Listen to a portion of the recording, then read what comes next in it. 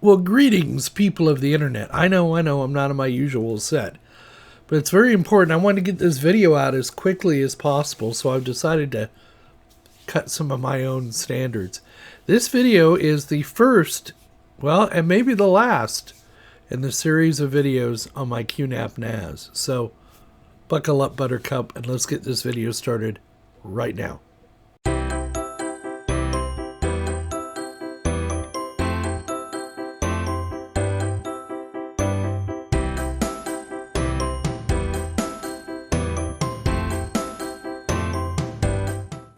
So if you look behind me, right there on top of my Unraid server, there's the Qnap NAS.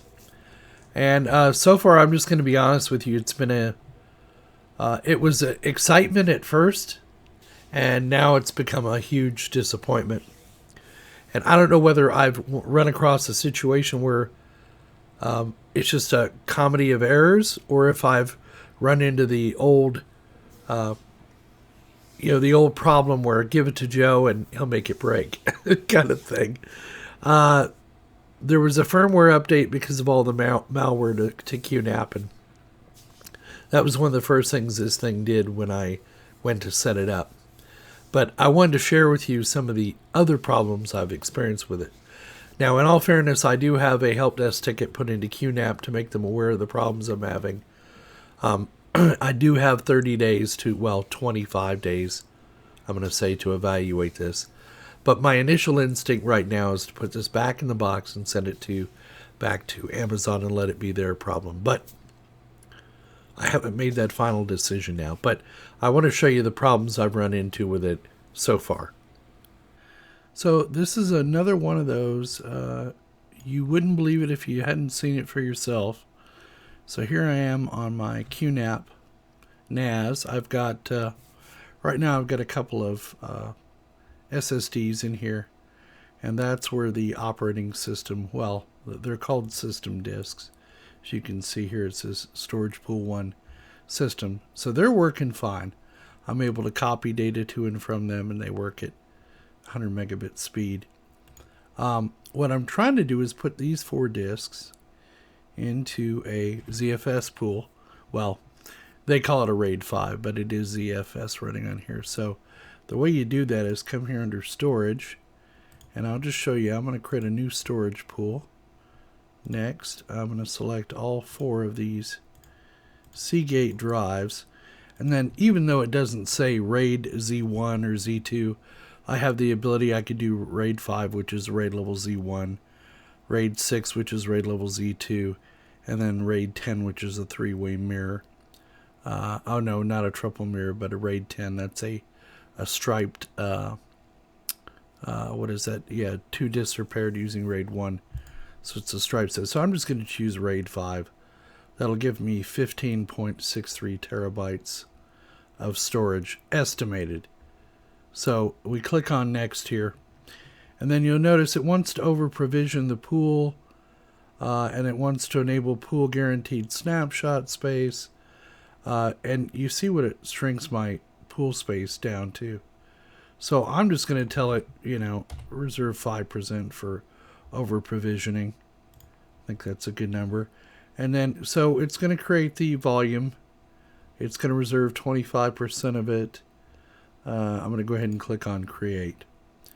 And so it'll erase the disks, and then it says optimizing the pool will take a long time.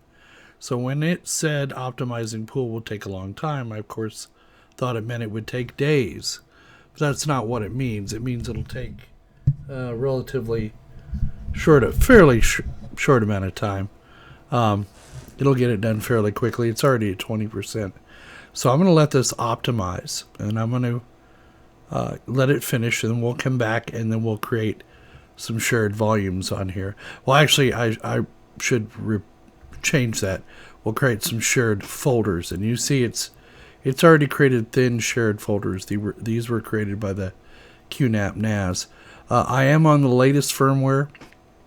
I have run this little program that they call the malware remover, just to make sure I don't have any malware on there. The scan was complete.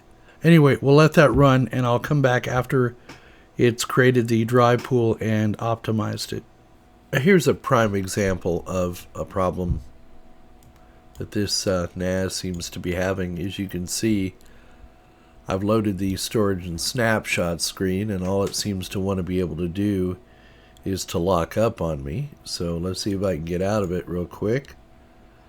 We'll close it. You'll see there are no errors or anything on here. If we go to the dashboard, it shows everything is normal.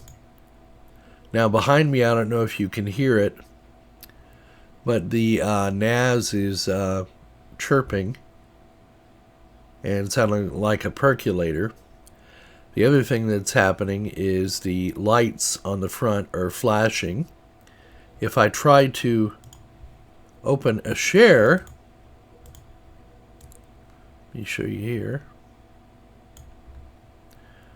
So if I try to open a share, you see I put some media on there. That seems to be working okay. I'll try to load a video. Yep, the video's playing fine. But if I go back to the interface and try to bring up storage and snapshots, you'll see on this one I get nothing. Nothing there. If I go to storage, I still get nothing there. It should be presenting me with an HTML screen. If I go to disks, then I get the dreaded loading data, please wait screen. So after rebooting, I was able to get the storage manager to come up. So you can see I've got my 6 terabyte drives out here, my Seagates. And then in here I have my SSD, 2 SSD drives, both are Samsungs. One's an 850 EVO, one's an 860. Now on the 850 EVO, you see the SSD estimated life is not supported. And this is the message I get up periodically that tells me it's not supported. If I do on S4, it shows you this one is SSD estimated life does show. So that should not be causing a problem. Should not be causing my issues. But I just want everybody to see that. I want to make sure I'm giving this thing a fair shake. Now, one recommendation I read, this unit only has 8 gig of RAM. So one recommendation I read was on the internet, on the interwebs, was to turn compression off, and on my storage pool too. So on the media over there, I went ahead and turned compression off. There doesn't need to be any compression on. That's the media storage, you know, for music and video and photos and that kind of thing. So I turned it off. Now what I'm going to attempt to do now, and you see they have thin shared folders on these pools, on this pool here, which is my SSD pool. What I want to show you is on my storage pool too. So if I want to go up and do a new shared folder, it brings up a little wizard. I click on start. Now I haven't entered anything in here yet. Okay, you see it automatically fills up the automatic allocate folder quota. It sets the default to thin provisioning. So this is going to be my apps folder, my shared apps. And I'm just going to put it on storage pool 2. And I'm just going to accept the defaults. Thin provisioning. I'm not going to worry about this allocated folder quota. Click on next. And you see this. Thin provisioning does not support shared folder LUNs, guaranteed snapshot space. To ensure that there is always sufficient space for snapshots, use thick provisioning and configure guaranteed snapshot space. Do you want to continue using thin provisioning? So I'm going to tell it no. But you notice I cannot select on the guaranteed folder space at all. I can change the folder quota. So I thought, well, I'll just change the quota to 2 terabyte, right? And then click on next. And again, it tells you thin provisioning does not support. So then you have to change it to thick provisioning. And then you'll see that you can now do allocate folder quota. Well, I could do that before, but you'll now see you can do share folder guaranteed snapshot space, right? So it's crazy the way they do this. So I'm just going to keep it because I want to show you what happens. I set it on thin provisioning. Click on next. I'm going to tell you, yeah, just ignore that. I'm just going to keep their settings. I want compression because this is static data that hardly ever changes, right? I'm going to keep on fast clone. I'm going to do the ZIL synchronized IO mode as standard, and performance profile block size 128K. This is the default. I'm going to click on next. I'm going to give myself read-write access. Click on next. I'm just going to accept all of these defaults. Click on next. Click on finish. Then it should go out and create my volume. Or create a shared folder, I should say. And pardon the lawnmower noise. Nothing I can do about it. Lawn's got to be mowed. And I'm not the one who's having to do it. So there you go. There's my apps shared folder. Here's my media shared folder. Now let's come back to storage and make sure all is still well with the world, okay? Because once I start this, it creates a cascade effect that I cannot break out of. So I'm going to show you this. Hopefully it'll break. So there you go. I'm going to bring up the dashboard so you can see when data is copying and when it's not. Now, one of the things I was trying to show you was what happens when I try to copy data to that shared volume. It crashed Windows File Explorer so bad that it stopped my recording on OBS Studio. It affected File Explorer so poorly, so badly, that it crashed my computer. No blue screen or anything, but it got to where I could not even create a folder on a local drive, and it crashed OBS. It cut the connection to the network. And so I've had to reboot my machine. Now all I'm trying to do, before I did that, I connected up through the Explorer on TARDIS. Let me bring it over here and show you what I'm talking about. So they have their own little File Explorer file station in there. And before I rebooted my computer, I simply came over here, clicked on that directory, right-clicked, and then told it to delete. Okay? And delete it permanently. Sure. And so now you'll see, now I have two tasks running. So I started this task at 10:54. I've rebooted, and I started this task at 11:05, and still hasn't deleted the file on that thin volume. Unbelievable.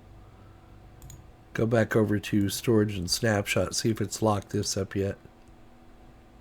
Yep, it's locked up. Now this is the other thing, so it'll start. Now it's going to start the great lockup. So I'm going to attempt to restart the Qnap NAS. I'm going to give it about 5 minutes, and then I'm going to attempt to restart it and try to come back and get you some footage of that, because it's just, this is unbelievable. So here we are with the reboot, and this is that message I was telling you I'm getting, the hardware status. SSD host does not support SSD remaining life. So that's okay. I'm going to go ahead and clear that and start using. So let's go back to File Station, see if it's finally deleted that test folder. And you see it has not deleted that test folder over on the apps share. Okay, so now let's try and delete that share, shall we? So let's go to storage and snapshots. Oh, I have a feeling this is not going to work either.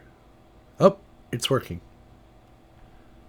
Okay, there is another way to get rid of that share. So let's come over to Control Panel and let's go to Shared Folders. We'll do it this way. So if I were to come over to Apps, click on that and choose Remove. Are you sure you want to remove the selected shared folder? Mounted shared folders will be unmounted, yes.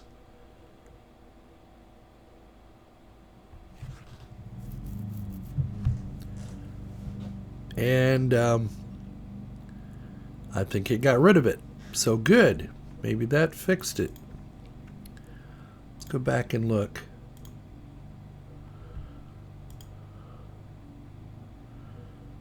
Okay, good. Well, that's something it wasn't able to do before, which was to delete that folder. So the other thing I wanted to do was create turn off compression on that folder. but I'm not going to futz with it. So you can see the travails I have been having with this. Now, Storage Manager, Storage and Snapshots is working now, but it has failed to come up before. So now let's create a new shared folder. This time we'll create it, call it apps again. Sorry. It's on storage pool 2 terabytes of allocate folder space. Next. Yes. Now we'll turn off compression here. Next. Now, mind you, I'm just using the defaults, okay? If I'm a novice user, I don't know anything about a NAS or anything. I'm just assuming that the default settings will be fine for my situation. Because I know what'll happen. People will chime and go, well, you're using the wrong block size, and you should be using this and that and the other. Well, yeah, okay, whatever. All right, so there's my thin shared folder for apps, right? Homes, public. I've already copied data to homes and public. They work just fine. Okay, so now let's go ahead and bring up our dashboard. Now let's go out to TARDIS. Let's see if we can open apps. We can. Now I'm just going to go copy it again. I'm going to right click and I'm going to copy this 3CX folder. And I'm going to copy it over to TARDIS to apps. Now if my, let's see if it works. And it's doing the same thing. So if it kills, if this kills my OBS, if it kills crashes File Explorer in Windows bad enough, yeah, it'll kill it. So, but you can see no data copying. And I am on the latest firmware for the Qnap as well. And I have run the malware bytes, you know, the malware scan. In fact, it runs every day at 3 a.m. Okay, and there you go. Okay, so yeah, I've looked up the error message and nothing. Nothing that applies to me anyway. So I'm going to go ahead and cancel this copy. And you'll see it did copy. It tried to copy something. At least I'm not, it's not locking me out of the share. So there you go. It's not really in depth and in detail, but it shows you the basics of what I've done with this NAS so far and the problems I've incurred. Now I am going to be trying some various experiments on it during the rest of the course of the day today. And maybe I'll get lucky and I'll narrow it down to being a bug with their implementation as ZFS. I don't know. That's my gut feeling right now. I have a feeling that they've changed something in the way they do ZFS, or you know, who knows? It could be the SSDs. Who knows? But I'm going to go back to my basic troubleshooting skills, and I'm going to document everything I do, and you know, we'll go from there. Now, here's the deal, though. Right now, if Qnap fixes this problem I have, or it turns out it's defective, I'm not getting another Qnap at this point in time. I'm not. No, I'm not. It's a pretty interface. It's a well thought out system. I like the power of it. But, you know, when you get a unit that fails like this, your initial unit, man, oh man, maybe it's just bad luck. Maybe it's just bad manufacturing. Maybe it's bad software engineering. Don't know. Don't care. Not my problem. And you, as an end user, just like me, you plunk $1,000 down for something like this. It should work, you know? So there you go. We hope you found the video entertaining and informative. And, you know, I'm sure some of you are out there going, I told you so, Unky Joe. And you know what? You were right. But had to give it a try anyway. Anyway, donate if you're sewing. Give us a thumbs up down below if you like the video. Leave your comments down in the comments section. Donate if you're so inclined. It helps keep the channel going. And, you know, all that good stuff. PayPal, Patreon, and the YouTube join functions. So, and don't forget, we do our Saturday afternoon live stream every Saturday. Come hell or high water. Well, most of the times. At 1 p.m. And we'll be looking forward to seeing you there. And please don't forget that we'll see all of you on the other side.